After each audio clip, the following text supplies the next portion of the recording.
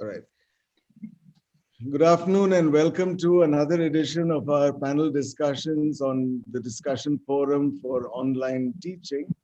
The DFOT is an organization which is entirely voluntary and grassroots. It's something that we've put together over the last year as a partial response to the difficulties that many of us have faced in online teaching. So far, we've had about 12 panel discussions covering a range of topics on, how to teach, ranging from how to teach physics and mathematics to how to teach dance. What are the issues in evaluation? What are the issues that people have with mental health? What is the role of administration? What responsibilities do people have to the system, and so on and so forth. A full list of this is available on our website, and many people have given their opinions, shared their tips, and whatever they've been able to do. Today's meeting is slightly different in the sense that it is centered around a book that came up in response to this pandemic and teaching, particularly higher education during this pandemic. And this was prompted initially by questions from Sujin Babu, Dr. Sujin Babu, who teaches history at Mount Carmel College in Bangalore, and myself. And an outcome of this conversation was that we wrote to a group of academics all over the country to ask for their opinions about online teaching, the challenges that they faced in their local situations, what was their difficulty, and so on and so forth. By now, I think we know some of the very broad parameters that define higher education in India. We know that the quality of the institution doesn't matter nearly as much as the quality of the internet connection in the hometowns of where our students are located. We know that the internet connectivity, power, reliable access to the internet is very, very patchy across India. We do know that there are many subjects which require practical experience, laboratories, and so on, and those pose challenges to our teachers. So many of these things have become, almost sort of, we are inured to them by dint of repetition and so on. Nevertheless, the pandemic has now lasted a year. And without being unduly pessimistic, I think it would not be very wise to think that it's ending very soon. And even if it ends as the pandemic goes, this style of teaching is going to live for a little longer. And that is one of the reasons we took all the essays that have been published. There were about 20 of them. And there's a link to the book, which is free for download. So 20 people have commented, of whom we have here with us today 6 who have written in the, in addition to Sujin and myself, we have 4 of the contributors to the book who will be talking about it. And in addition to them, we are having 2 people, the chief editor of Confluence, where all these articles appeared first, Sutirth, and Shubashree Desikan, who writes in the Hindu on various matters of science. We requested them to also comment about the book. Right? So the format of our discussion today is in the same way as we've had in the past 13 discussions, except that Madhurima will not be the czar of the show, and instead will be a panelist like everybody else, because she is also one of the contributors to this particular book. All right. So I'm going to request each one of you to speak for a maximum of 10 minutes. Talk about your feelings about online teaching, your essay that has appeared, and anything else that you might like to share with us about the complexities of teaching online in India, and so on and so forth. Okay, so about 10 minutes each, and the first person I'm going to call upon is actually my co-editor and co-conspirator in crime, Sujin Babu, whose initial questions actually set off this book. Sujin, would you very briefly just tell us about what made you write that, and how we started? But I'm going to request you to be really brief about it because we let the others speak. Yeah. Thank you, sir. Yeah. First of all, I thank Ram sir and Madhurima for giving me an opportunity to be a panelist in this 13th panel discussion of the discussion forum for online teaching. Am I audible? You are, yeah. So, sir has just briefly given a description about how it all started, and I would just like to say once again, I mean, how this article series started. And I was waiting for my PhD viva in the month of February and March, and I was expecting that it would happen soon.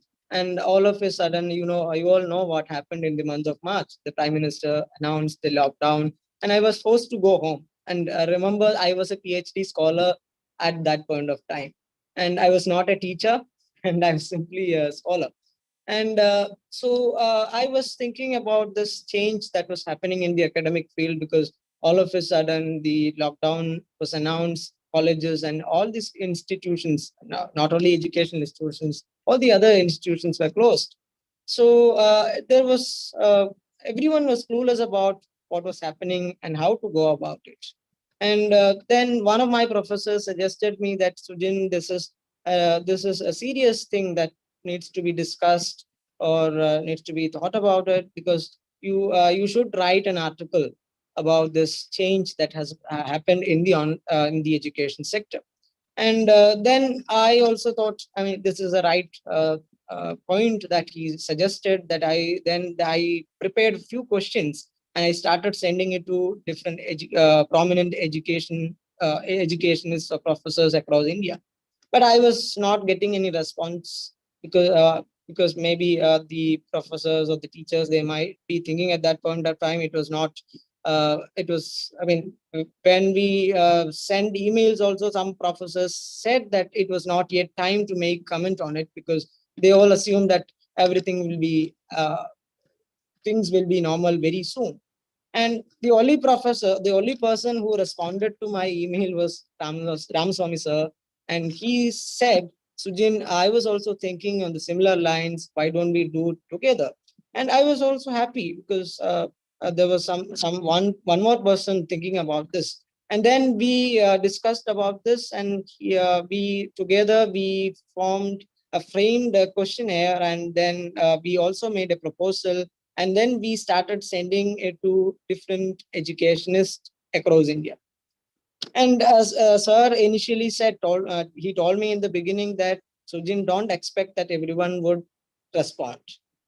And we were also not expecting everyone to respond. And a few of them responded, and some of them responded saying, as I mentioned in the beginning, that they were not ready to contribute. They're saying that it was not a time to make a comment on it, because they were thinking that everything will be normal very soon.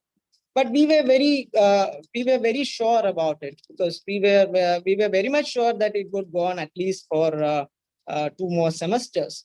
And talking about the NEP, before the outbreak of the pandemic, the National Education Policy had mentioned about the importance of online education. And the prominent institutions like Madras, IIT, and all, they had already started offering online degrees courses. So we were quite sure that the future was also of the online mode. We are not saying that everything will be online, but a considerable amount of, a portion would be of online also in the future in the education sector. And we did not give up, and we still kept sending it to professors, and we approached a few students also to know their perspectives. And we different disciplines. We wanted to know how this sudden change in the education field has affected different sectors, because social science is different, the physical sciences, it affects it in a different way. So we wanted to know how it affected each discipline. So we then many of them responded, and they contributed, and that's how this whole thing, the article series in the Confluence started. And at that point of time, I had no clue that it would come up in a form of book. And and we did not do this for any kind of recognition or credit. We just wanted to contribute sincerely. We wanted to contribute the discussion regarding the online education. And so before starting my personal experience, I must appreciate Ram sir and Madhumam for taking this, taking initiatives for having these online discussions, because so far 13 online discussions have been, this is the 13th one, and I've attended almost all the panel discussions. I have seen only a few people participating in the panel discussions, and I've discussed with Madhumam and Sir Ram sir also, because they were never concerned about the participation in the panel discussion or anything. They were only concerned about how, it may or maybe it may be helpful in one day or the other to someone in the education sector. And after this discussion, ma'am used to put these videos in the YouTube, and I think people are watching the YouTube videos, and which would be useful. And I believe that this will be very helpful for discussions regarding the online teaching. And as I mentioned in the beginning, I was not a teacher at the beginning, in the beginning of this whole problem, that pandemic. And I was waiting for my PhD viva, and then there was a call from the Mount Carmel College for teaching vacancy, and I had applied for it, and I was supposed to go for the interview, and all of a sudden the lockdown was imposed. And then later on, they conducted the interview online. So I had the opportunity to attend the interview also online. And then I was inducted online. I was inducted virtually, and I started teaching virtually. So that was a great challenge for me, because I had not seen the college. I had not seen any of my students. So that was a great challenge. I don't, I Because from the other teachers, I faced a big challenge, and still facing a big challenge, because I don't know most of my students. So even the first year, second years, third years, none of them. And I didn't know how to go about it, because uh, uh, being a male teacher in a women's college, I had my own limitations to contact them also through virtually. So so Right. I started teaching in the month of July, and it was very difficult, because yeah, Sujin, just wind down, man, a little, huh? Just quickly yeah. wrap up. Okay. So Yeah. it so this one of the contributors has mentioned about the teacher-student relationship in her article. So I faced that challenge, because I felt there was no relationship between myself and my students, because I don't know them personally, and they also didn't know. They also didn't know me. And I thought of giving some innovative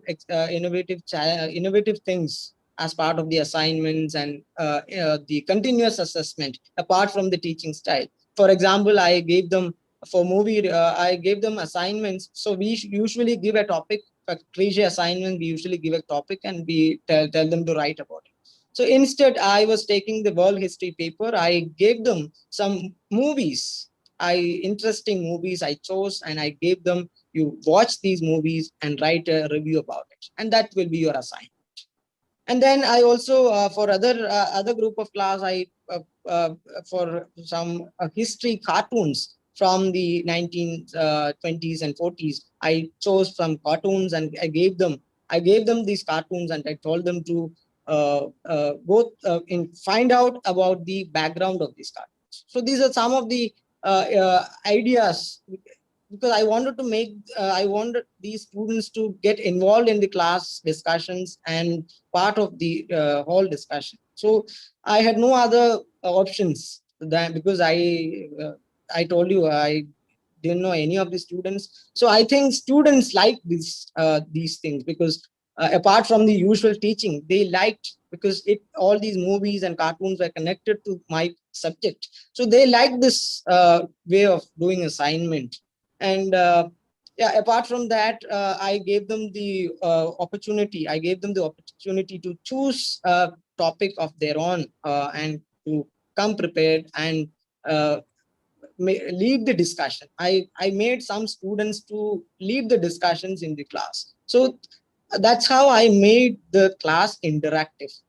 Otherwise, the classes would be very boring, because they have not seen me at all. They don't know me personally. And so if I keep teaching like the usual classroom teaching, they would get bored. And so this is how I personally uh, uh, Approach this. challenges. And Yeah. yeah. Uh, Thank you, Sujin. I mean, we'll hear from the others as well, but I think that it's what you put, you really suffered in the sense that you were a beginning teacher and you had to start completely online. And many of the points that you have gathered from has been because people have shared their experiences, both in the book, the higher education going online, as well as through the DFOT panel discussions. Uh, a point that I think is implicit in what you have said, Sujin, is that since this is going to be around for a while, or at least the effects of the pandemic are going to last a little longer than we had all anticipated, it's very important that we take a slightly, you know, uh, we need a slightly different approach to teaching online. How you're going to teach, what all you're going to include, how much you will teach, etc. These are going to be important matters. Uh, a person who is worried about it from a policy level is Jyotsna Jha, who is at she is the director of the Center for Budget, and I don't have the rest of the title in front of me, but Jyotsna Jha will Jyotsna, would you? She had written a couple of very interesting articles in the Economic Political Weekly, which have to do with policy. And she has a fair amount of experience in delivering education at a distance. So, Jyotsna, would you share with us what went into your article and Yeah. your feelings a year later? Thank you, Rab, and thank you, Madhurima. Um, okay, so what I will do, it is already a year. You started by asking, yes, it is already a year, and I think most of us are also startled by the fact that we have not only survived, we have continued our work, and somehow, it's both ways that you you're not ready to believe, and yet you have continued in many ways that you were doing in different ways. When it comes to online teaching and the stance, I would say that everything I wrote, I was reading it actually last night to be able to speak this morning, and I realized that everything we were even surmising has turned out to be true.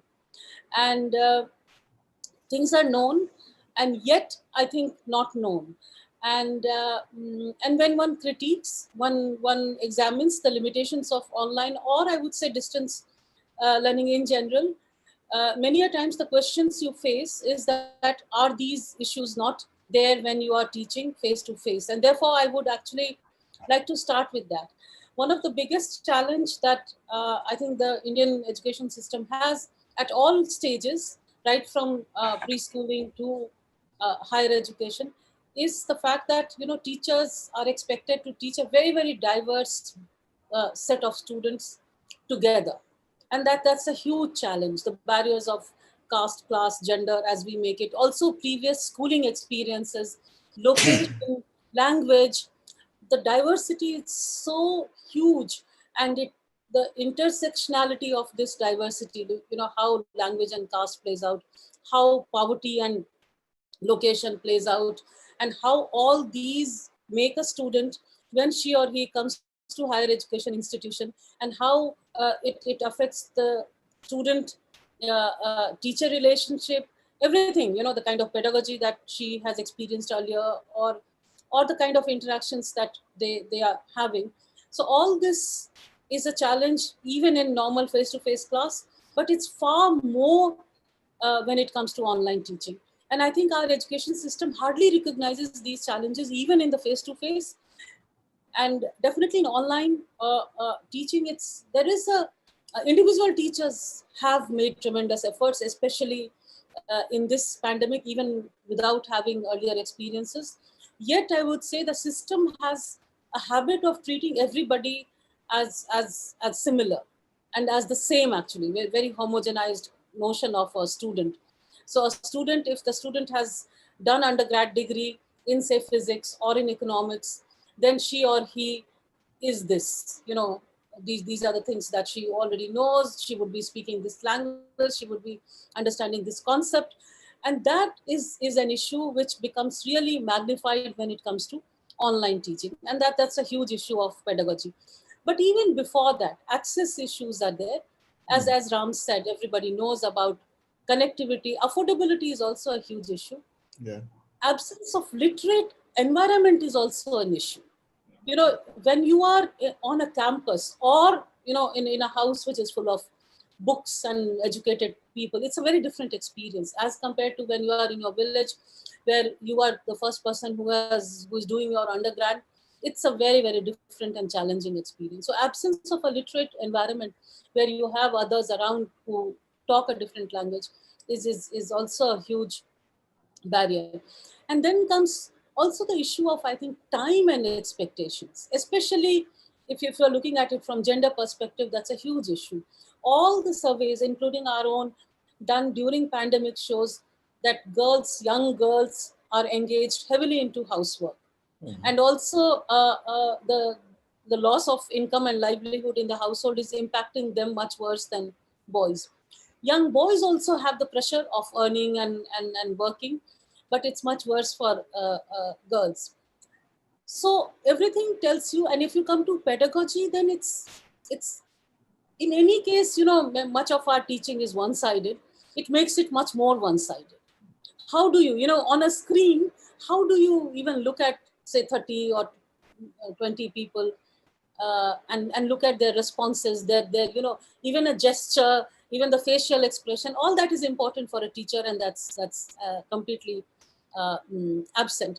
And even in universities, for example, if you take UK Open University, which is a very successful example of open education and distance education, there also transactional distance is a huge challenge that they all face, which has become much worse for all kinds of teachers in this.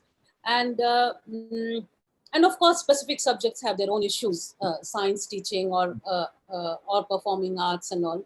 But I think the one thing that really suffers is the whole idea of co-creation at any level. If we are seeing knowledge as co-creation, see, look at movie watching that Sujin was talking about.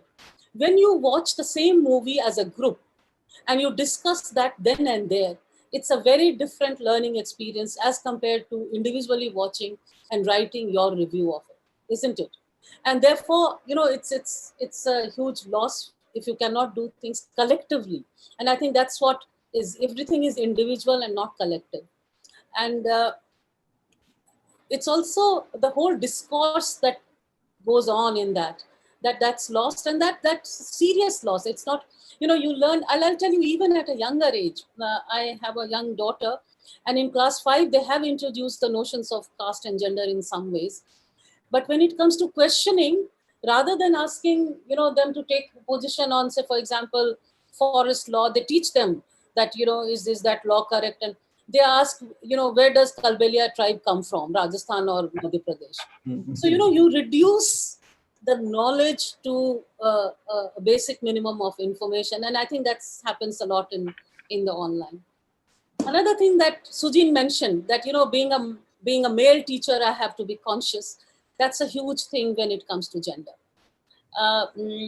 We did a huge study. We did it was at secondary level, not higher, and we could not even trace a study. We could not even reach girls, because and these were girls who had already cleared their senior secondary, older adults, but they were not allowed to talk to us. All our interviewers were women, and still they were not allowed. So for men, it's far more difficult. And that again brings me to this whole issue of freedom. It's an alternate universe when you are going to a school or a college, or if you happen to be a resident in a university. It's a completely alternate universe that allows you to think differently, interact differently, learn differently, and that is absent.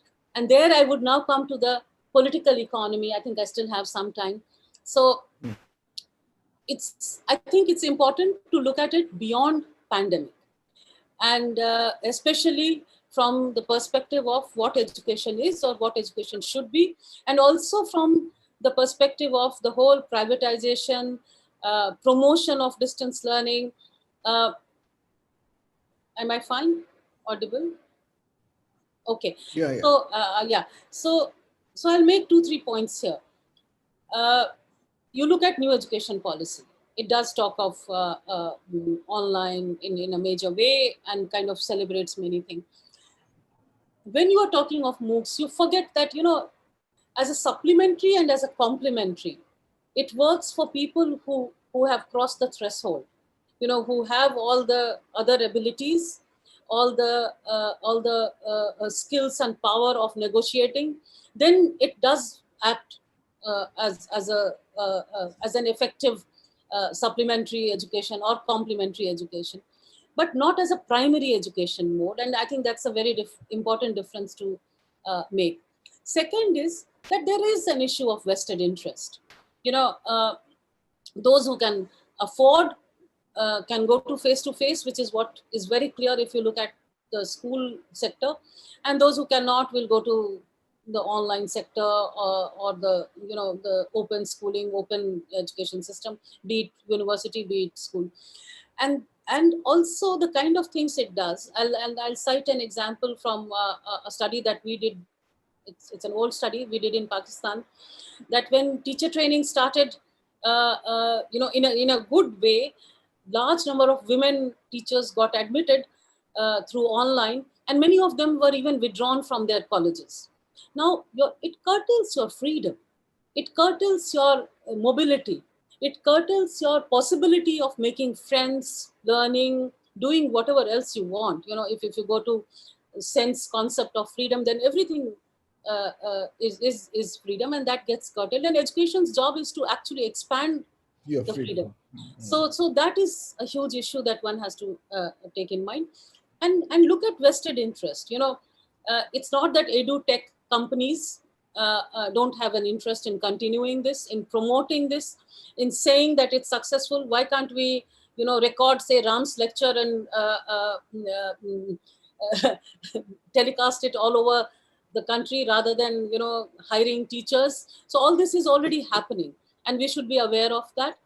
And also, the last point is what happened recently, say, in Ashoka University. And it made news because maybe a protest in a private university is news. Protest in JNU is no more a news. It happens every day. So, but the point is, if students were not there, how would they protest? How would they unite? How would they decide?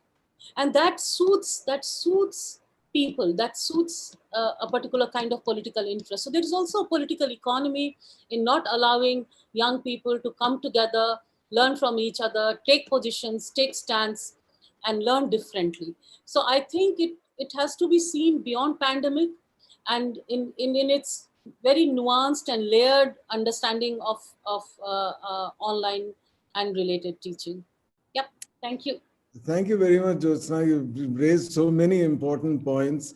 One that I'm sort of most easily sympathetic to, of course, is the issue of students voicing their opinions. Having taught at JNU for 30 years, um, and and so I think it's a very important thing that the kind of interactions that people have on campus. But I would want to highlight another point, and that is that being together on a campus is very important, particularly for first generation students. And the bulk of our students in our country, by definition, are first generation. Very much. And this is something which the campus is a safe space for people. It is a space where people can express themselves incorrectly if need be. It doesn't matter. But the fact that you can express yourself, away from whatever restrictions you may have had to face elsewhere, I think that the loss of that has been important. But my point in having this discussion today, and to emphasize that it's been a year already, is for us to be alert that we are going to have to find different ways of coming together and talking about things that matter to us. Earlier, before we started, I was sort of joshing around with Sutirth that, I've gone through I'm now in my second wave of enthusiasm about Zoom. I started out being very enthusiastic, and then I went through a phase where I wanted to pull my eyes out, to quote a friend's forward. Then every time anyone said a Zoom lecture, I just didn't want to see it anymore. And now it's okay, it's there, and I'm learning to see people in a slightly different way. And so the point of this really is that if this is all there is, then let's make, if this is the lemons that we are getting, let's make some lemonade.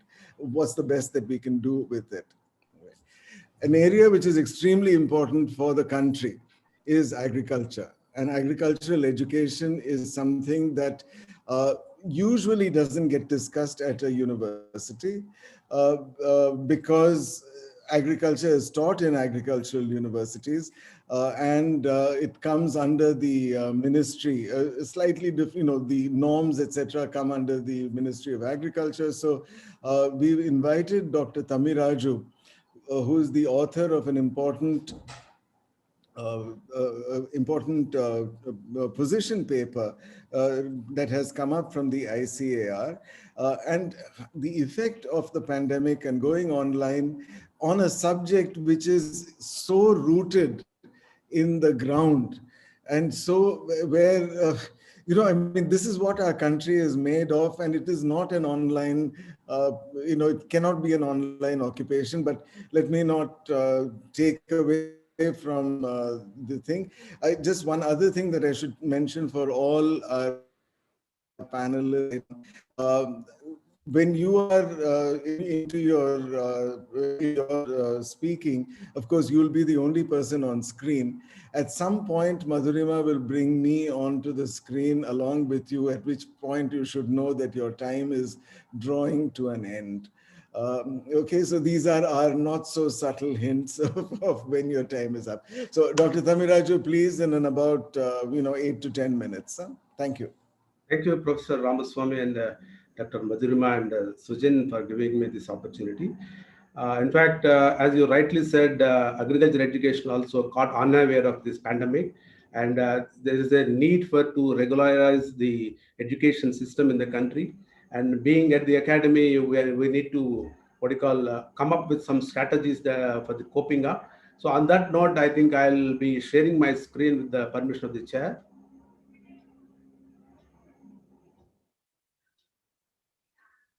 Madhu, you've given permission? I think you're able to see the slides, right, sir? Yeah, we can see if you can go into the full screen mode. Yeah, this is good. Thanks. It's fine, madam. Right. Okay. Thank you. Actually, this is the chapter we authored. In fact, it's a policy paper for Indian Council of Agriculture Research on reimagining higher agricultural education in India on the face of challenges from COVID-19 pandemic and strategies for adapting to the new normal. In fact, since you're all from the different streams, I thought of putting this slide before I actually go into the discussion. So Indian Council of Agriculture is the nation's apex body which takes care of the agriculture education, especially in managing, guiding, coordinating, and regulating agriculture education as well as research. It has a vast network of 104 research institutes, 74 agriculture universities, 11 Ataris, and 721 Krishi Vigyan Kendras. And we at the Academy of National Academy of Agriculture Research Management, being the think tank institute of IISER, our major focus is on the capacity building, education, and the research management. In India, if you look at this slide, there are about 74 agriculture universities of state, central, and deemed universities, and about 165,000 of students are there, 35,000 faculties are there, and many more universities are there, and even private colleges. In fact, we also don't know about these the details of these private colleges who are offering the agriculture education. As Professor Ramaswamy in the initial remarks was saying about the agriculture education, of course, it is a diversified one, very contextual in nature and location specific and experiential as well. So the problems are more for us than compared to rather other sciences, or what I believe like. And this COVID-19 challenged the agriculture education too, and created a lot of stress on the institutions. Suddenly, the government of India declared the pandemic, and we need to adopt the restrictions or the conditions whatsoever that is given by the government. And it also puts stress on the students. They had to vacate the hostel. They had to close down the experiments, like what Sujin was mentioning about the research. And then even the families were also affected to a greater extent. So this is a strenuous moment for the transition, especially the preparedness was not there, time was not there for the faculty or the students or the institution. And apart from that, the agriculture education has its own inherent problems also. Something like shortage of staff, quality education is a concern, and infrastructure is a problem. So many other problems are also there. And this COVID added another fury to the agriculture education in the country. So with this background, in fact, we have conducted a study involving 1,132 students from 51 state agricultural universities and about 164 officers of the faculty of 61 state agricultural universities, and mainly we focused on the impact in terms of course delivery, building professional competencies, and physical and psychological well-being. Of course, the course delivery is one of the worst hit effect of the pandemic, and there was a lot of academic loss is there, disruption is there, and loss of experiential learning, uncertainty of especially the career development, because most of the students are either in the final year or in the PG and PhD scholars. They are more worried rather than other undergraduate students, because they're about to complete their graduation or the post-graduation and about to join the higher education or the other employment opportunities. Coming to the professional competencies, also severely affected because of the processes are derailed and there is no knowledge gain to the expected level, and skill acquisition is also a challenge, and inadequate access to the faculty mentoring and counseling. These are the critical area where we observed from the study also. That's what published in higher education going online. Otherwise, it's a policy paper of the ICR. But the interesting part is here the psychological aspects of the students. It is really worrying for us to understand the stress and the trauma that they have undergone, and we need to address as such in this process. And coming to the significant changes, the disruption of activities there, loss of learning experiences and placement activities, career development activities, guidance and mentoring. These are all the effects of the pandemic, especially with the students. And most psychological impact was observed among the PG and PhD students, because they are on the verge of completion of their the doctoral or post-graduation degrees. In fact, ICR and other SAs also have some support systems to meet out these sort of challenges, and they followed all the regulations whatsoever given by the government, and universities were ready to face some of the challenges because ICAR is already into the e-courses or e-learning platforms are already there, and courses are also available, which are hosted on our website, and the students are already accessing. Content part is no issue because the students are able to get the content from elsewhere. Suddenly this spurt was there, and so many learning management systems like Moodle and all being come into picture, and they started using. And World Bank also aided the IISER through a project called National Agriculture Higher Education Project, which created some infrastructure. And you can see that slide about 1107 credits and 15,820 lessons of e-courses were already there. So the content part, okay, we are able to have the content in place and students are able to access. But the only thing is how to deliver the content online, which is altogether a different ball game from the face-to-face what do you call the teaching. And in that process, being the academy, we started building the competencies of our faculty, especially on the distinct teaching tools and the development of content, etc. This is an interesting slide, actually. After 5 months of this pandemic, say, for example, the initial study was conducted in April, and after 5 months, we took up another study to understand the temporal changes, especially with reference to the students' perceptions. So the significant change, what we could see, apart from the academic and the other physical well-being, the psychological aspects are really concerned, because there is a significant upward rise in terms of the attitude, frustration, anxiety, depression, uncertainty, desire, boredom, and all those things. Of course, this is since I am not in a position to share the data as it being submitted for a research journal, but the trend is we can really understand the psychological impacts are very, very important. That has to be addressed in any way. And over this period of 5 months or 6 months, there is a positive shift in the educational activities, and people have started using the online and e-learning modes. That is a really welcome sign as far as the students are concerned. Coming to the online instructions, the faculty were also very reluctant in terms of taking up the online education, because there are several years they thought, teaching the courses through face-to-face, and at last they could able to break out their traditional silos and change their attitude and skills. That is one positive outcome. And they're slowly adapting to the online classes from chalk and talk to the use of PPT and resources. But the major question is how to engage the students.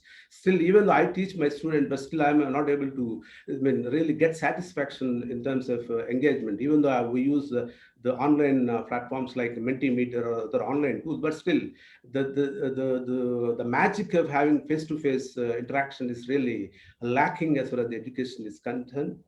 And in handling the undergraduate courses also, it's a tough time, because more of a contextual in nature, practical in nature, and it is very difficult to teach the practical aspects over online.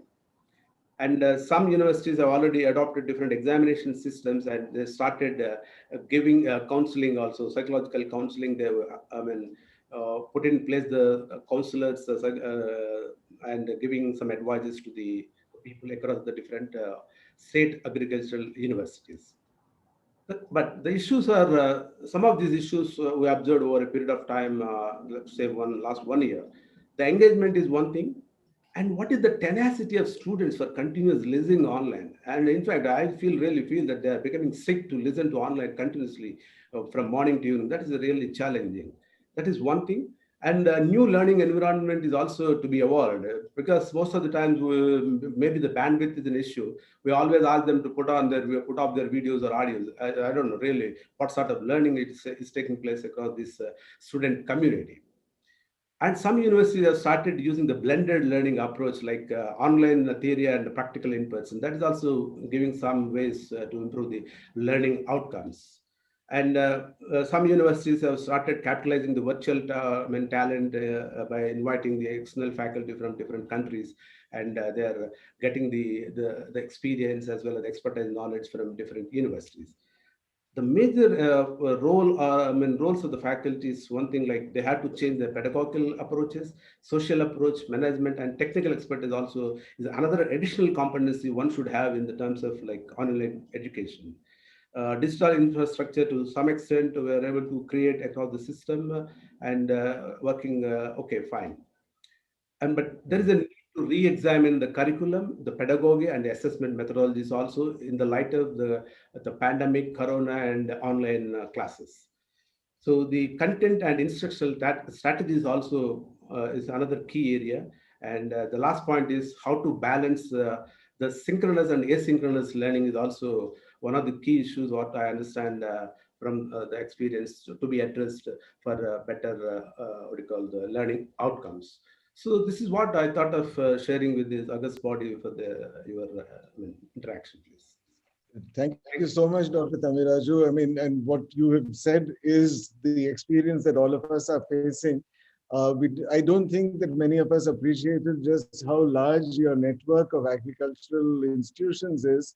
And I think that, looking at it from a very large perspective, um, you have been able to highlight many of the issues that all your institutions face.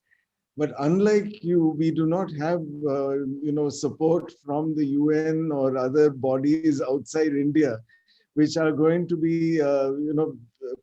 helping us to make um, these kind of, interventions in the educational area. A lot of instruction that is going online is a very local effort. Every institution is doing it on its own, which in some sense is good because education is a community activity. It's something that we all do as a community rather than in some global centralized way. But I think that, I have certainly learned a lot about what the ICAR has taken a sort of a major lead in doing this. And I should point out that there has been no similar position paper by any other organization, whether it is, of this magnitude, no study of this magnitude in any other area. So if there is, we should learn more about it. And if not, I think we should take an example and work towards it. Thank you very much. Thank you for participation. I now want to invite Vikrant Yadav, who is presently a postdoc at Yale University. Vikrant, at some point in the past, was a student at JNU for some reason or the other. And for a brief while, he was pursuing a master's in physics at the JNU, but then went on to various other places. And right now he is in the biomedical department at Yale, is it, Vikrant? Vikrant wrote an article in our collection on the possibilities of doing experimental physics in the online mode. So go ahead. Yeah, thank you.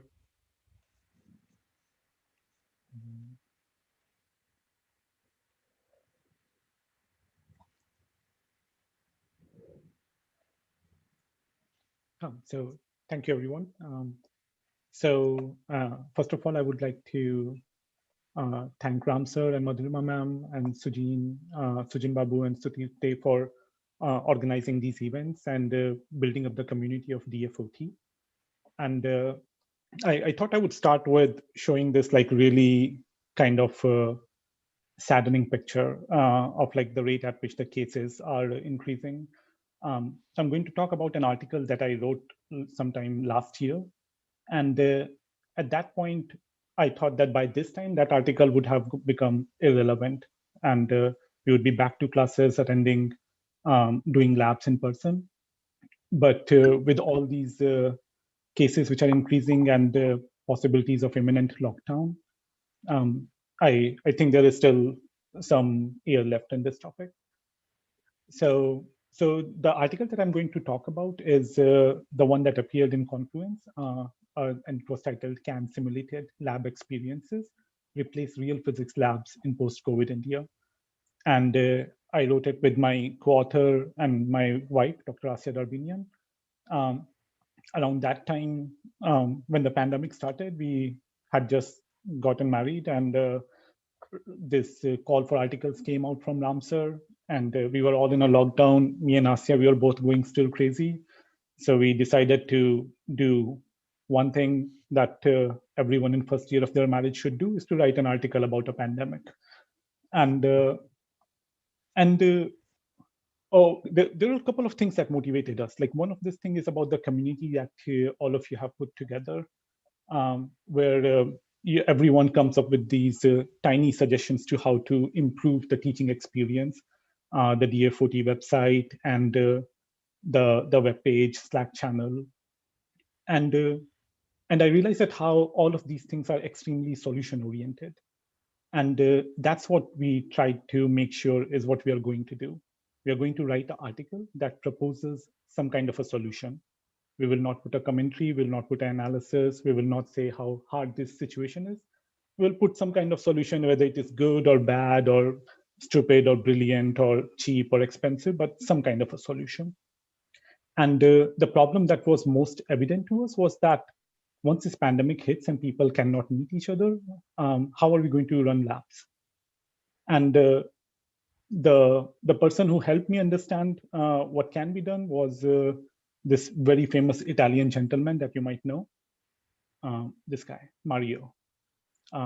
So one of the things that I do to, like in the area around New Haven and New York, is that I run these classes for school-going kids where we try to understand physics from perspective of video games.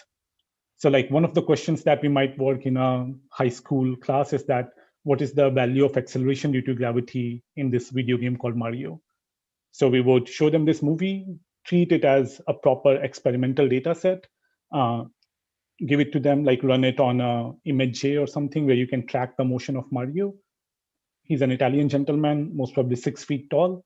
So from there, you can scale everything in this problem and calculate what are different, like the physical parameters in this problem.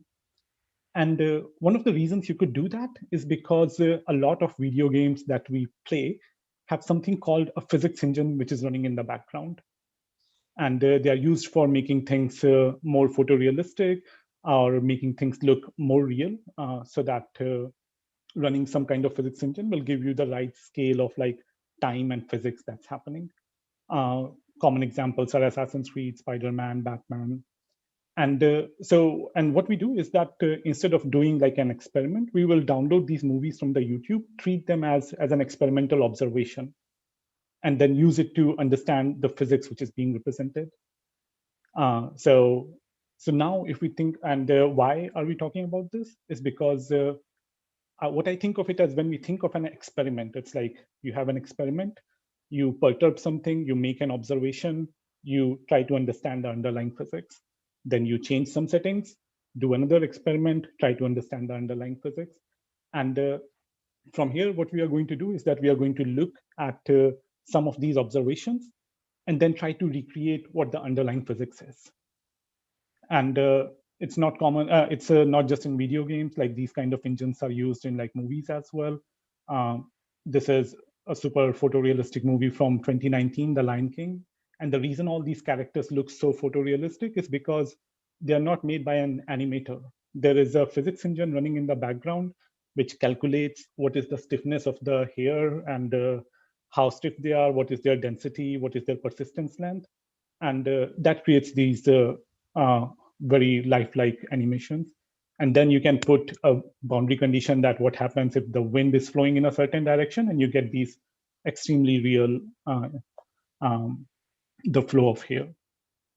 And so we were like, okay, we'll build up on something like this. So labs was not our very first idea. We had like a couple of different ideas. First was that we should propose that if computational physics is becoming such an important part of the field, can we introduce a computational physics course? We were like, no, this requires a lot of organization skills, require different number of teachers with different expertise, so no. Then we were like, can we use applets and simulations that mimic an experiment? So which was closest to our idea of virtual lab. So we were like, yeah, that could work. Analysis of game and movie footage to extract physics, the idea that I was talking just now. Again, it requires access to computers, teachers who can do all these things. So no. Analysis of experimental data from current research, for the same reason. You need computers, you need people with certain skill sets, so no.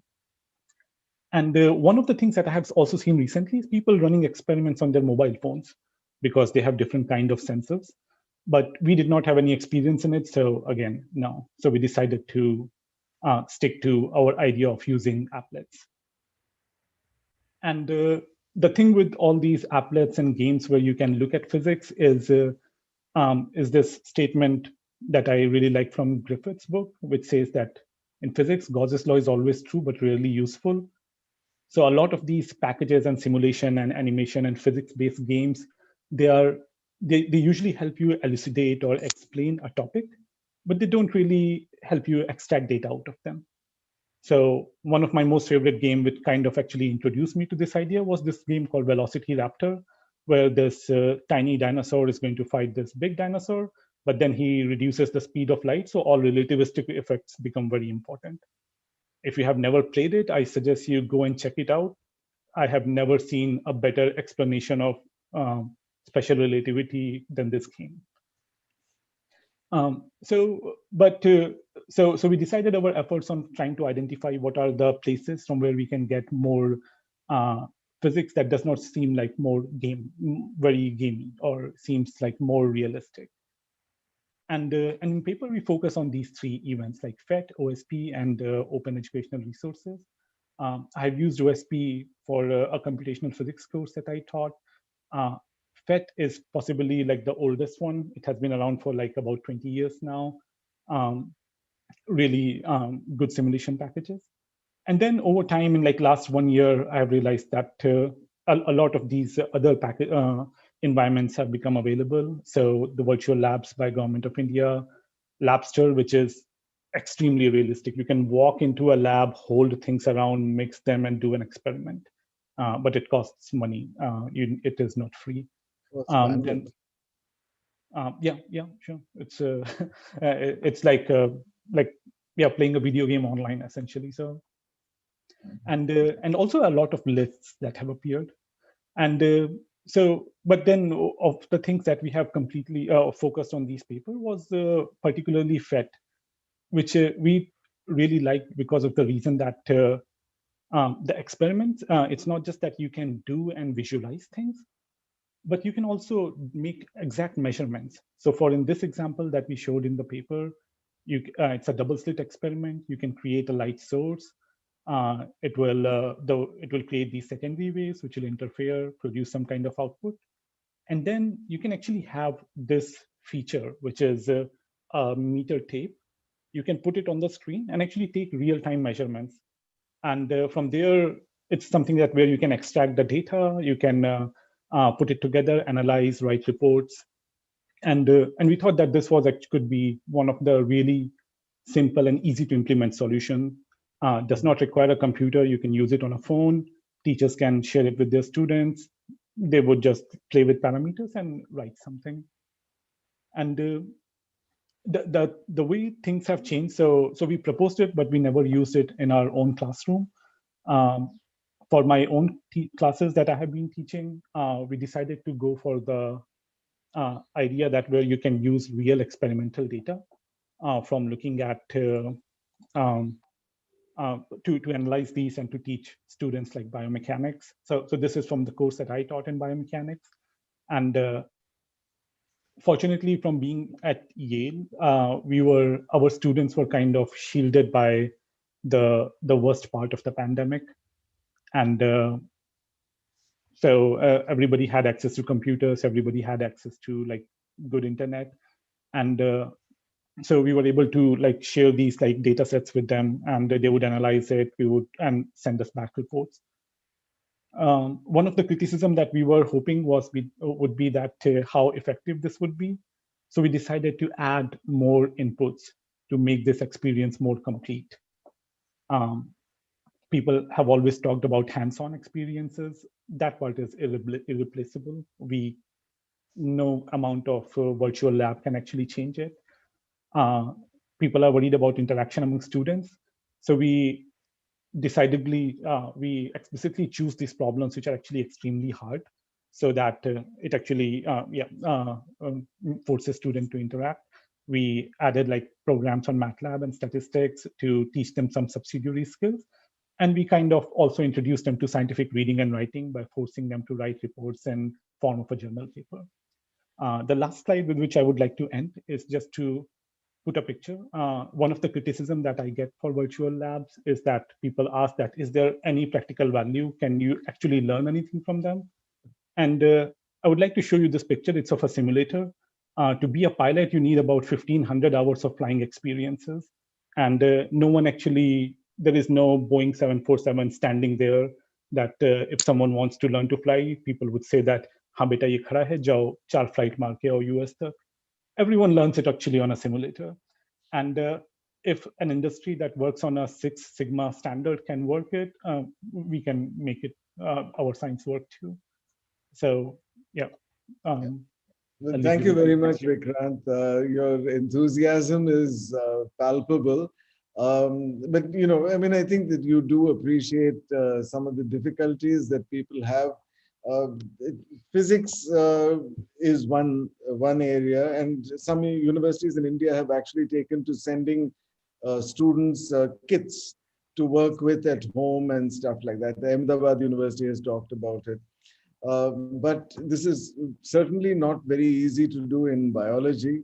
I mean, unless you, okay, depends on what kind of biological experiments you do, and certainly not advised in chemistry, where it could be downright dangerous unless it's something to do with cooking. No, so I think that we all know that it is posing a problem for us, and there's going to be a generation, if not a generation, at least several batches of students who are going to suffer from this lack of experience. Even though it's now been a year, we just hope that it's not going to be much longer. And there's some indication that, you know, I mean, the world will overcome it maybe in another year at least. You know, it's not going to be nearly so bad. I think that, you know, the fact that resources have been developed online and, you know, computational ones are very useful. But as I interjected while you were speaking, they are so bandwidth intensive.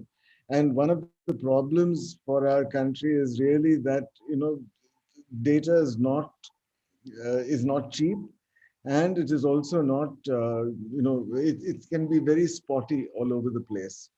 All right. So, you know, but nevertheless, you know, you have, there are many nice things that one could possibly learn from these kinds of programs and different approaches. Okay, so thanks a lot also for joining in at what must be an ungodly hour. Right. We had also asked students to talk about their approach to learning online. And Prahalad was a student at the University of Hyderabad when he wrote his essay. And he has since moved to Ashoka University as a Young India Fellow. Prahalad? Professor, I was not a student at University of Hyderabad. I was a student. You were at Madras Christian College, right? Okay. Yeah, now I'm definitely showing my age. So go ahead, Prahalad. Well, I really don't have a presentation of sorts. No, it doesn't matter. Yeah, I would love to, but like I would love to talk through what led me to write this article, because unlike most of you, I haven't really read much, and I was just an undergraduate student. I'm sorry, just give me. And I was just an undergraduate student who didn't know what to do next, like who wanted to have an understanding of what to study next, coming from a history background. I was just looking forward to multiple diverse fields. And that's when I realized how important multidisciplinary learning is. And Sujin sir came up to me, and and when I had applied for the Young India Fellowship, I hadn't even finished my graduation, and I was supposed to have finished my graduation, written my examination, gotten my mark sheets, and supposed to have done with my convocation and all of that. But even till the month of June, I was not done with my examinations, and still stuck with the same old college. Have an offer in hand for the next university, but like can't do anything, and stuck in a limbo of sorts. That's when I realized how futile. I've always had this in the back of my head, like while doing history, or like I realized like how repetitive our system is of education, and how how I've been going through the same process over and over and over again. And after a point, and especially after graduation, when I was in lockdown and quarantine without being in that limbo phase, not having anything else to study and not having contact with your professors, being not having proper access to internet as well. I was living in Siliguri, and despite coming from a background, I did not have a laptop on me. And I also did not have proper internet connection so that I could complete the last few months of my course online. And that was also a huge hindrance. I did not get my books, thinking that I would go back in a few weeks, hopefully to write my examinations, and I'll take all my notes and I'll finish studying back in college, and I'll get done with the course. But then that did not happen. I had to gather all my sources through online, Google mostly, Wikipedia, JSTOR, and come up with a couple of books, asked around and downloaded a lot of books, and had to study through my phone. And that's coming from someone who has access to a lot of things. So imagine what will happen to a student who doesn't have access to a lot of things. And have a lot of friends even at Ashoka.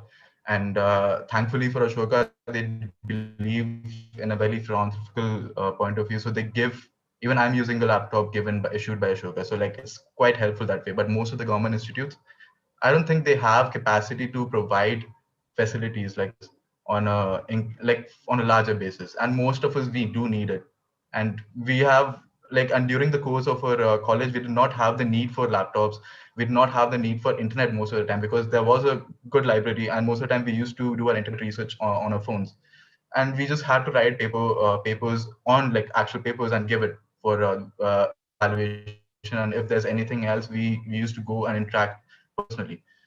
But now that couldn't happen. It was quite hectic, and I had to rant out somewhere. So like when Sujin sir came up with this opportunity, I ranted my heart out. And I was very in like I realized like maybe if we had indulged ourselves in a experiential learning point of view, maybe we wouldn't be in this position, just because we held on to the classroom so much that we felt so constrained and limited.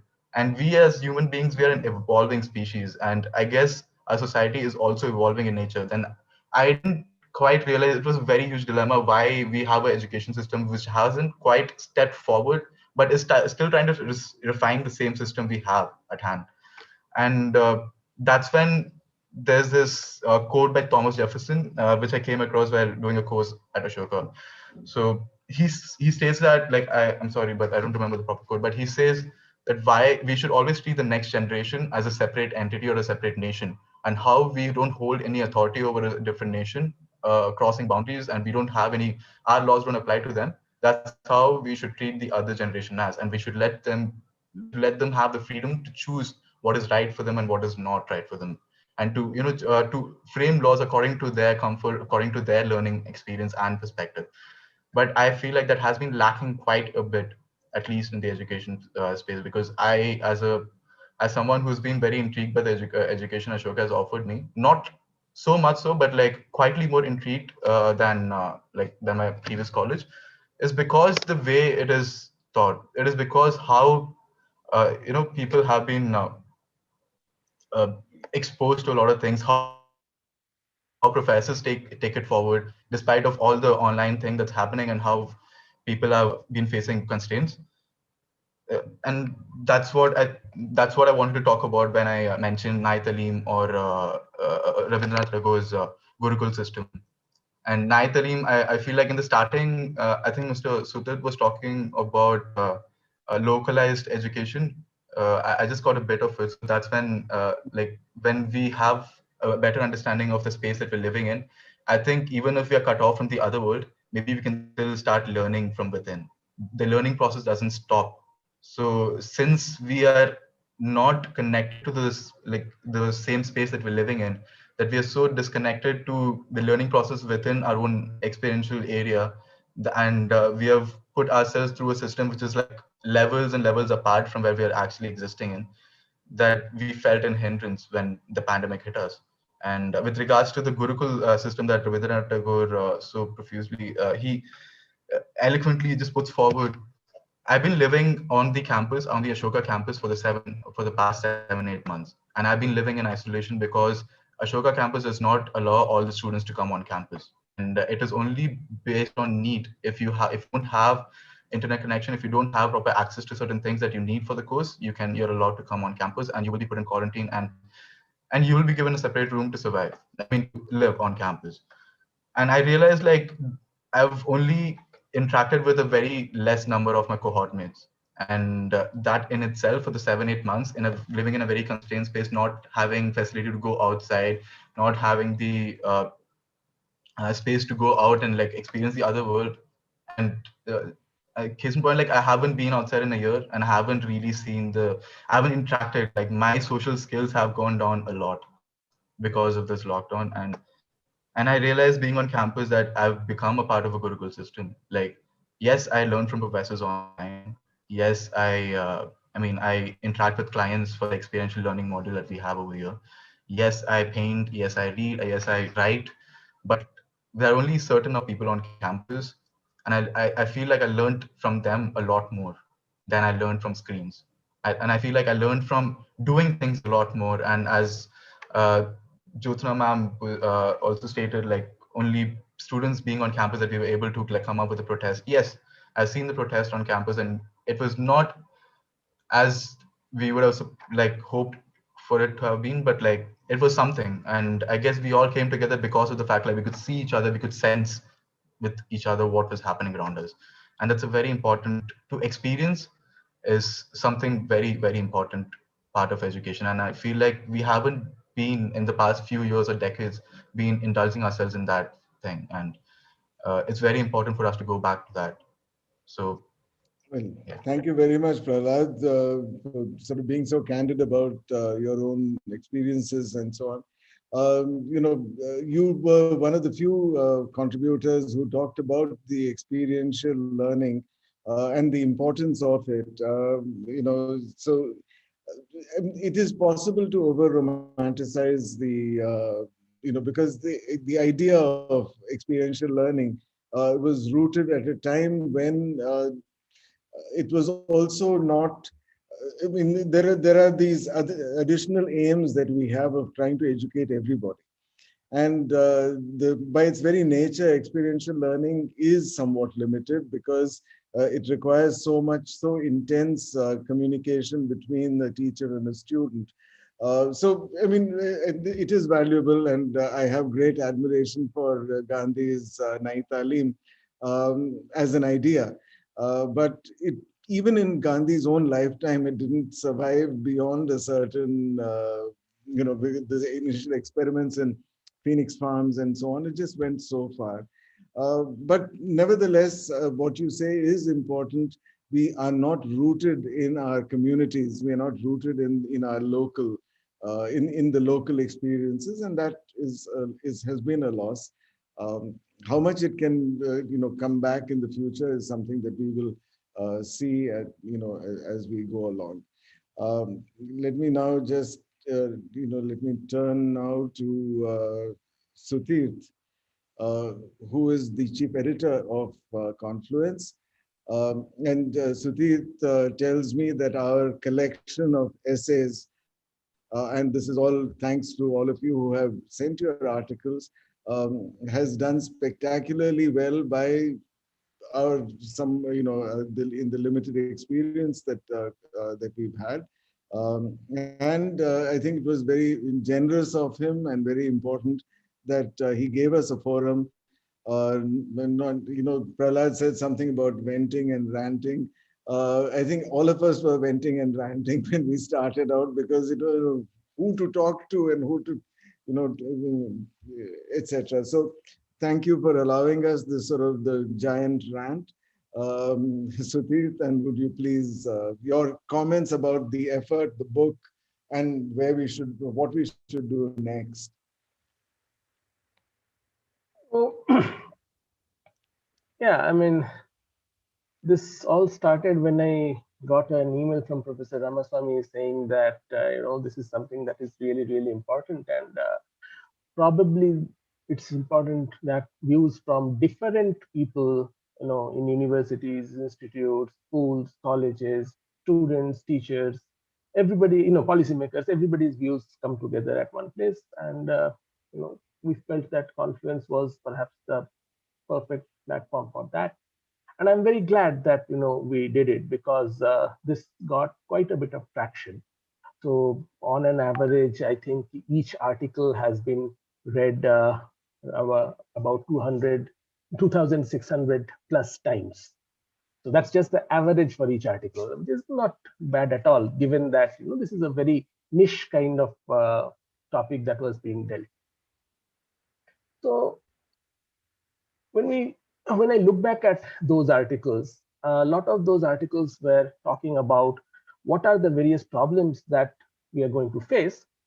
And as Jyotsna pointed out right at the beginning, by and large, those predictions have been spot on. Those have been the problem. However, as Professor Ramaswamy pointed out, 1 year down the line, now it's reasonably clear that we will have to be in this mode for quite some time to come. So I think it's probably time to launch a part 2 of this series. And I'm looking squarely at you, Professor Ramaswamy and Sujin, that I think we should now start asking that, okay, these are the things that we cannot handle. We cannot give an experiential learning under these situations. But given all the realities, what is the best that we can do? And as I pointed out, when we talk about it, it's probably very, very difficult to come up with grand solutions that are going to be applicable for everybody. It's just not gonna happen. Okay. Yale students have a very different reality from IISER Pune students. IISER Pune students have a very different reality from JNU students, who have a very different reality, let's say, from somebody sitting in Jammu and Kashmir. So the solutions have to be local. There's no doubt about that. DFOT has already made some excellent repositories of a bunch of solutions, which allows people to pick and choose whatever works for them. I think now we can go back maybe to some of the same authors, or maybe to some slightly different authors, and explicitly ask them, what is it that they did to combat these challenges? How far were they successful? And what were the things that did not work out? I think without doing that, we are always going to be in the rant mode. And obviously, beyond a point, rants don't work out. So for example, I also try to teach sometimes. So one of the things that I ask my students directly is that, can you tell me that what are the things that you think you are missing out? So they said pretty much the same things that we have been discussing, except they didn't use experiential learning and all that stuff. Of course, on their list, canteen was top. Okay, local dosa was rated much higher than protests and all that. But whatever, by and large, we were on the same page. And then I said that, look, obviously, there's no way that we can get the dosa to your house. But what are the ways in which we can reduce this lack of experiential learning as much as we can?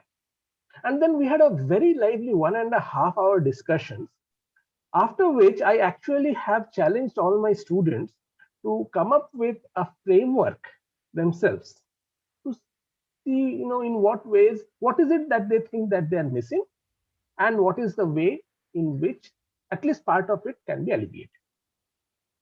Now, I've been doing other things along this axis as well, and in general, getting reasonably nice and interesting suggestions from my students. But I think now is the time for us to come together and start comparing notes on what has worked and what has not. So for example, this lack of lab studies that we have been talking about. As I pointed out in the comment, there are 2 aspects to a lab study. One aspect is learning how to design an experiment, learning how to take observations, learning how to analyze the data.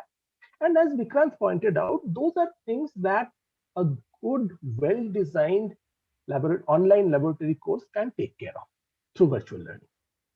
On the other hand, there are certain areas, for example, in biology, if you are trying to, let's say, set up a PCR, or if you are trying to, let's say, dissect an animal, or there are certain other such experiments, in which knowing how to do that, or maybe, replicating those hand movements in front of a screen will never be able to replace doing the actual stuff. So can we distinguish between these two kinds of learning outcomes, come to terms with the fact that one set of learning outcomes will not be achieved, and then do our absolute best with the other set of learning outcomes? Okay, so I think that is probably our next logical step. And if there is a proposal to run this kind of a thing on Confluence, I'll be most happy to encourage people to send their articles on this topic.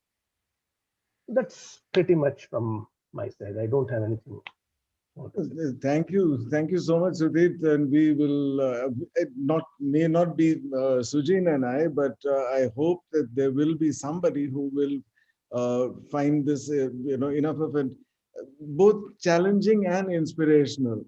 I should point out, because we don't emphasize this often enough, but DFOT has examined a number of different issues, which, and it's not just the sciences that need laboratories. We had a very interesting session where musicians, academic musicians have to teach song or sitar, singing or sitar. How do you convey, the right amount of bhava? How do you convey, in dance, the form of dance? We had a teacher from Manipur. You see, these are all, the experiences implicit in so much of our education is practice. I think that will be very valuable, not just for STEM subjects, where, as Vikrant pointed out, we have some possibilities in maybe physics, may not be so easy in chemistry or biology, but also other disciplines need it. It's simply not true that the experience of doing something with one's hand is not necessary in any particular discipline. We've heard from historians, people who collect data, people who go out on field trips, all sorts of different people have talked about this as a limitation. Can I say one more thing, a quick little comment on this? I think I completely agree with you. It's certainly not a science-only problem. I mean, I said science simply because that's where my experiential learning has come from. But yeah, it's all over the place. I think the primary difference has to be in the mindset. Last year, at same time, we basically saw this as a temporary setback. We felt that let us just hang on for a year, and after a year, everything is going to be all right. So that's why the ranting mode. Now, what I'm talking about is that it's not going to go away soon. So let's try and make the best of it. I mean, let's assume that we are in a new world. That's about it. Absolutely. No, absolutely. I mean, I think it's a very good point, Sutirth, that, enough already with the ranting. Let's just come up with solutions. And that, I think Vikrant also pointed it out, that they're very solution oriented. Actually, all our panelists today have been have this sort of the maturity of of course, it's tragic that we are in this mode for a year, but it's also allowed us a chance to mature in a way. In my list, I have Sujin next, but I had requested Sujin to go first. So let me now move on to Shubashree, who is a physicist, who trained as a physicist and now a science journalist for the Hindu. And I had requested her to review the book for the newspaper. Whether that happens or not, I'd be very happy to hear your review of the book for this panel discussion, Shubha. Please. Thank you. Thank you. First of all, I would like to not give the review because the review is going to be coming out in weeks' time or so, in 2 weeks' time. So I wouldn't like to review the book here, but I would certainly like to read out what I've written about the book. And first of all, I would like to thank Madhurima and Professor Ramaswamy for inviting me for this panel discussion. It's an absolutely important record, I think, the book of the experiences of educationists, teachers, and students. So that I think is very important. So as we know, the pandemic has thrown to the winds our routine of looking at almost every aspect of our lives, whether it is essential functions to social networks, to livelihood, to home life, and so on. You name it, it's been disrupted. So in this turbulent matrix, education is a network that is seeking to sever old connections and make new connections and emerge in an altered entity. That's what I believe is going to happen. In this turbulent phase, it's a great effort to record the process, and the book plays a very important role in documenting this reorganizing entity, and thereby occupies an important position among other records of life during the pandemic, I think. So the very organization of the book seeks to cover the plethora of voices. There are articles by by people who teach social sciences and humanities. There are 6 on science and technology, engineering and maths. And there are 2 on medical and agricultural studies. And there's a very important record of student voices. I think there are 5 articles in all. Yeah. And commentaries by those who are familiar with the Indian and US systems of education. This becomes very important in the time when the national education policy is kicking in and we are seeking to internationalize things and go global. So it's very important that we get inputs from people from outside who have seen different systems also. And so the articles are all very well researched and they offer data that sets us thinking. For one thing, I would like to mention the article by Nawaz Sharif on teaching in the northeastern region of India. It opens with a statistic that around 1.52 billion students, I quote, have been stranded at home, with over 60.2 million teachers remaining out of school. This is data from the UN Secretary General as of March 2020. So the numbers are humongous, and this is something that strikes us when we think of the pandemic also. Like one day I was just sitting at home, working from home, and I realized that people all over the globe are doing the same thing. It was like, it really was mind-blowing to think of that. So this is the magnitude of the tragedy that has struck the education system. And this article highlights the situation in the Northeast. Again, I quote from that article. Their parents are mostly daily wage laborers, vegetable vendors, small traders, subsistence farmers, most of whom find it difficult to purchase smartphones, laptops, tablets for their child. Besides, internet penetration in this region is limited compared to other states. And the northeast of Assam has only 38% internet penetration, as opposed to, say, Delhi, which has 69%, which is even not 100%, or Kerala, which has under 54%. Naturally, this is a matter of great concern. So the article talks about important regulations needed in class size, in class duration, etc. But before that, I would like to say that I have taught a small class.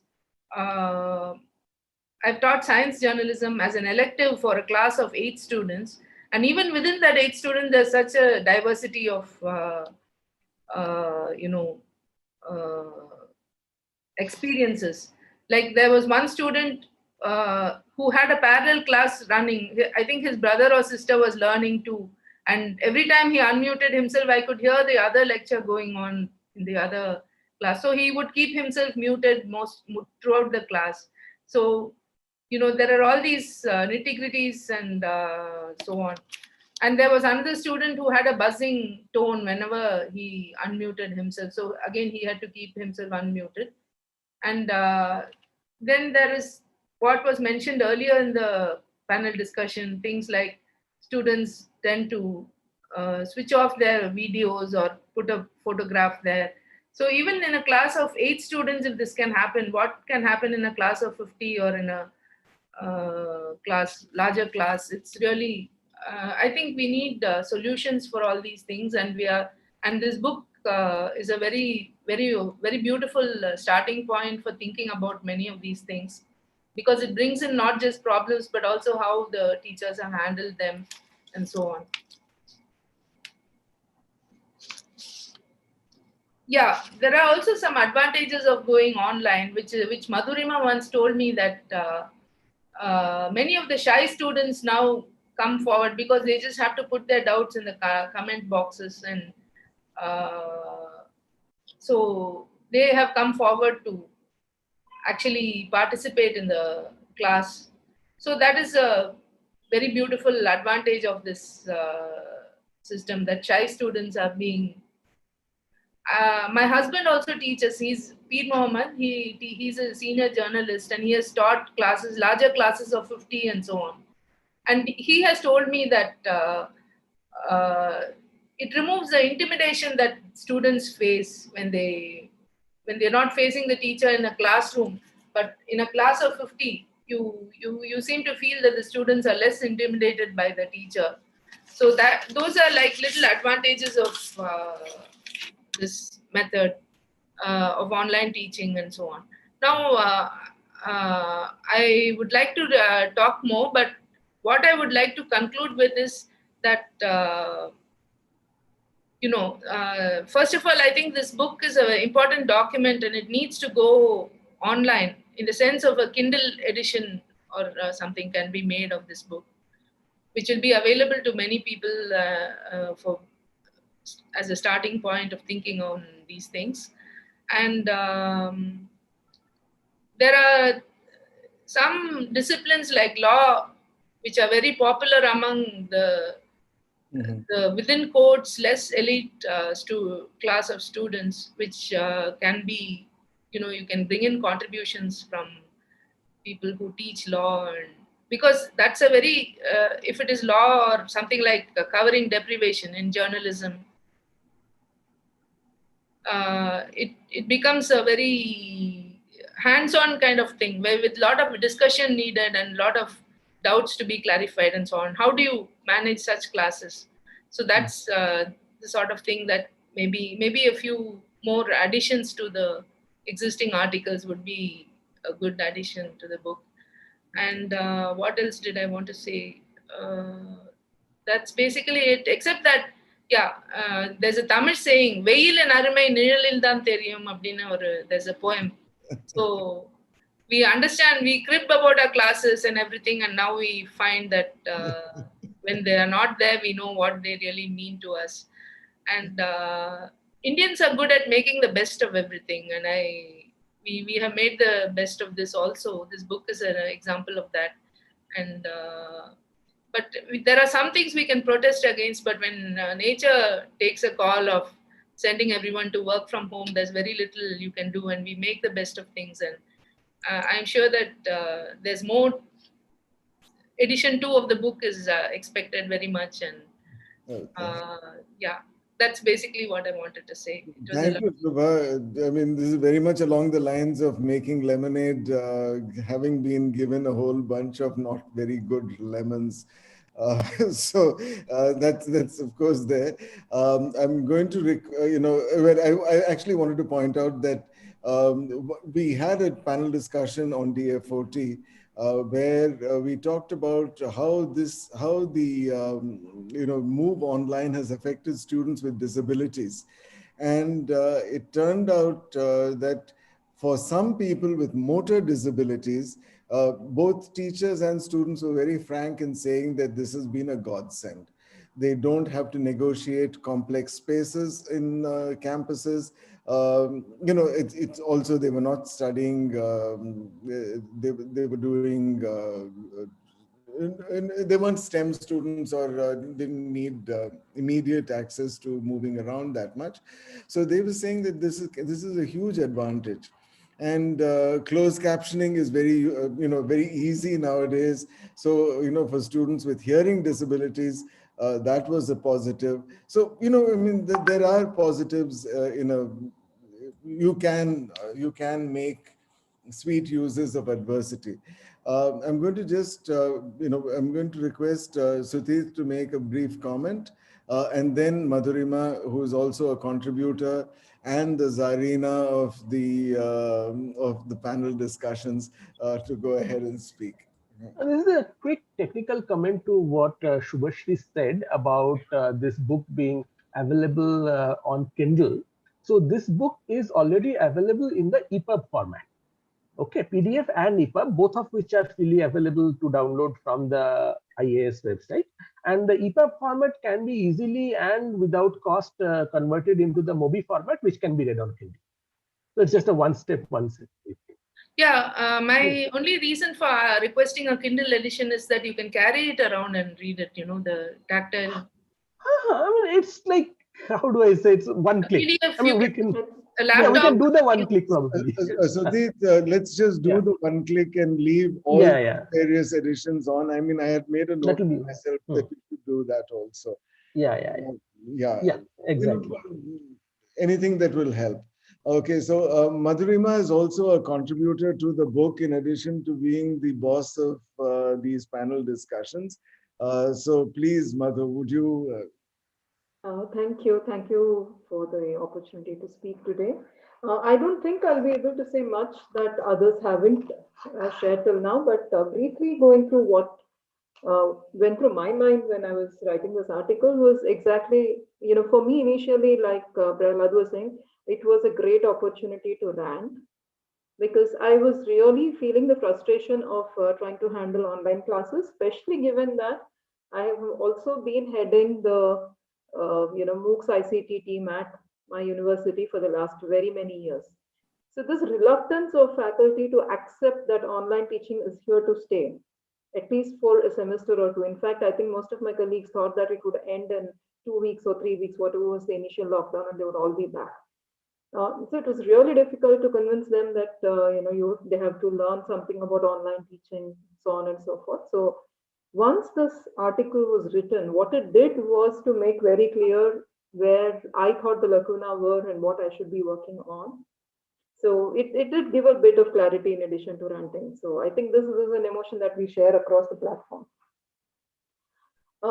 I share the concern of what Jyotsna was mentioning about there being vested interest and the education corporations. One needs to be careful. Luckily, I have very like-minded colleagues out here, and right from the word go, we were very sure that we wanted to run it only on Moodle. So irrespective of what the university stand has been, Moodle was made available for online teaching so that we could do what we wanted to do as coursework in a freeware mode. I think it is really important that we keep these at the back of our mind. I mean, given, like I said, the experience of handling online teaching in my university, I know that these are things that we really have to look out, watch out for, lest we start investing in commercial software and then not know how to retrieve out of it. The online education has had its advantages, definitely. My students are getting to hear many Nobel laureates. It's fantastic. I teach this peripheral course, which called Physics of Arts, which is really a general elective. It doesn't go into the main credits, which has been very successful online. But when it comes to the main core physics, it's still a problem. So again, I think I'm echoing what Jyotsna said, that online education for a secondary mode is really good, but whether it is ripe enough for core teaching, I'm still not sure, despite trying in various ways. So this is a concern that I would definitely share. And, I think we have been able to address one of the issues of the students, which I mentioned in the article too, that yes, they will finish their courses, they will get their degrees, so on and so forth. But have we been able to convince them that their future is secure, that they're really learning? I'm not sure. I'm really not sure about that. That concern remains. And one other aspect that has come out, as a negative side is devices is one, bandwidth is the other. I agree, and then the house, environment, etc. But there are things like when you ask a student, a colleague of mine was sharing that when he asked the student to switch on their, mic, you can hear the loudspeaker from either the polling, process that's going on, or from the temples. I can't imagine the environment in which our students are struggling to study. So this goes way, way beyond, just giving them devices in the internet. How do you ensure that they have that, serene and sanitized atmosphere that a classroom gives, free of distractions? The walls are bare. There is no noise, and we need that to be sitting and studying. I think slowly we need to really start paying attention to these, and this is where I think we need to have more administrators, speaking up and telling us what can be done, rather than like Sutirth has been saying, the rant mode has to end, and we really have to start discussing what we can, what we should be doing in future. And the last thing I would like to say is about the laboratories. I mean, this is a chat that has been going on the side.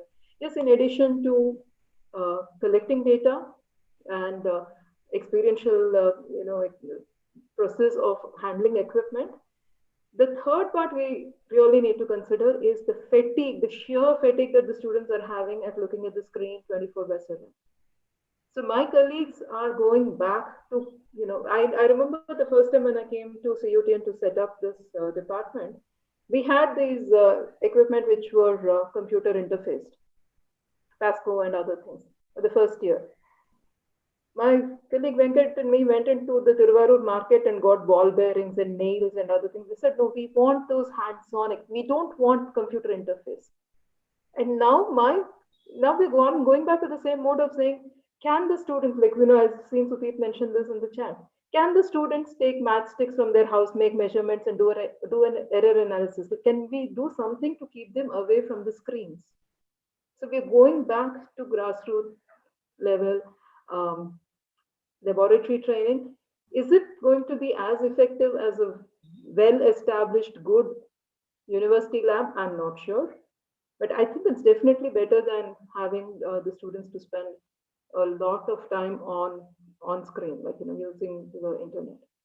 So yes, I mean, these have been my thoughts, and unfortunately, a lot of concerns that we raised continue to remain. And I think it's time for us to start thinking about alternative methods of moving forward. So thanks. Thank you very much. Thanks, Madhu.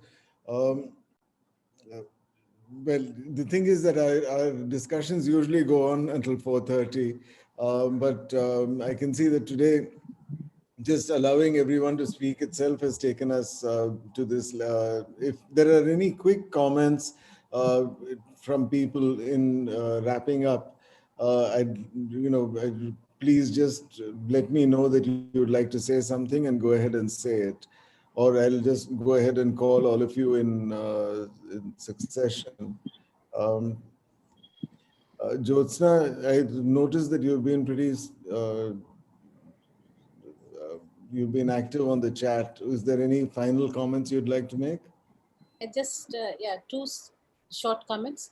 One is this, that it's important to also acknowledge that especially teachers, all of you, have made it happen and have got better in this. And maybe you can have another series of blogs on that how you made it happen. But also I think it's very important to be aware of, I mean, I'm maybe repeating, but I think I'm making a new point, that it's very important, especially as a community of academics, that ensure that this is not seen as online is now successful and therefore this should be the mode. And it's very, very important that you simultaneously work on that as well. Otherwise, I think it's very easy for our policymakers to get swayed, or also because of vested interest, go that line. So that is one thing. Second was that I'm sitting in someone's house actually. I'm sitting in Shrikant Shastri's house, and he came and asked me a question, which is this: that why did you say that all open education is for the poor? So I said it's not that I'm saying it should be for the poor, but that's how it is being treated. That's how the data shows. If you do an analysis of open education in India, there is a huge difference between who goes there and who goes there, and therefore that itself is also speaking. So I just wanted, and he wanted me to answer it here. That's why I'm answering it here. That's it. And thanks everyone. It was nice to hear. No, I think it is an important point, and especially it's the people with a lot of privilege who can actually afford to talk about it, because I mean it's borne out, right? So it is it will happen in this way. Okay, Prahalad, would you have any comments to add? I really don't, Professor. I'm just No, it's fine. No, I mean, I'm just going around and collecting additional voices. Dr. Thammi, Raju, is anything that you? I think I'm with Mr. Day with regard to we should also know which is working, which is not working at this point of time. Probably we can able to bring out those practices and give it as a sort of booklet or whatever it may be to the teachers. But that will really help and save the time of the faculty and really use those practices. That's Okay, no, we'll keep it in mind and we'll think about it. Vikrant, you've also been pretty active in the chat. Would there be any comments that you'd like to do? So yeah, I would like to just add one thing. One of the things that I found like really helpful was the DFOT Slack page, where people would put a lot of these like tiny problems and tiny solutions, things that sometimes do not occur to you. I'd be grateful like if like everyone here tries to keep it alive. Like there used to be like a lot of interaction, and then it went down. I know, it just went down. See, the fatigue that I mean, there is fatigue at all levels. And the students are fatigued because they've got so many classes to attend in a given day. And I think teachers got fatigued because nothing is changing. I mean, the situation is just staying that way. Even, a year later, instead of vaccinating everybody on campus, because we cannot do it because of age and this and that and the other. Whereas the only sensible thing is to take everybody on a given campus and vaccinate them. You enter a campus, if you live through your quarantine, get vaccinated.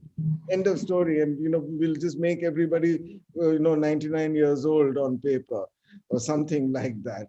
We need a policy which will, in fact, go for full vaccination and protection, because there is no, a year later, we are still saying, wear your mask, wash your hands, stay far away.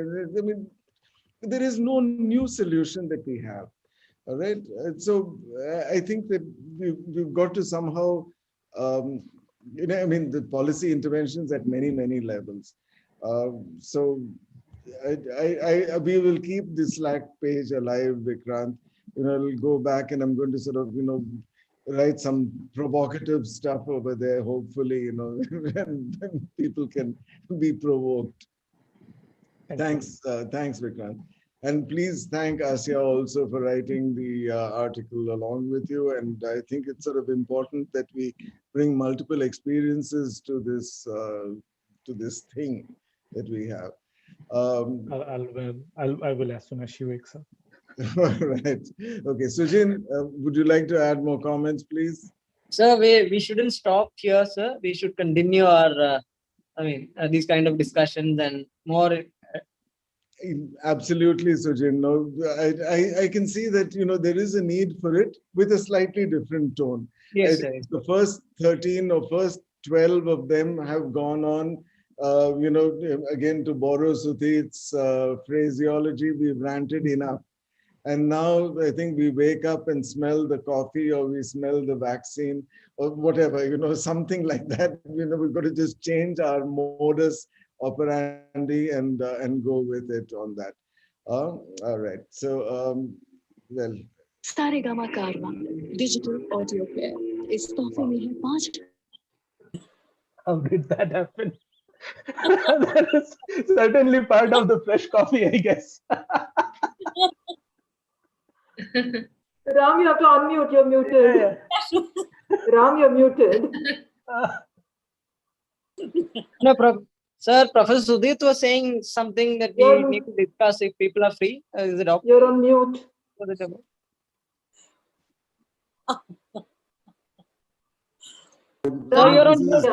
Some music started from somewhere, and I have no idea where that came from. So it's not just students who have to mute their background, teachers also, I guess. All right. Madhu, would you like to wind up, please?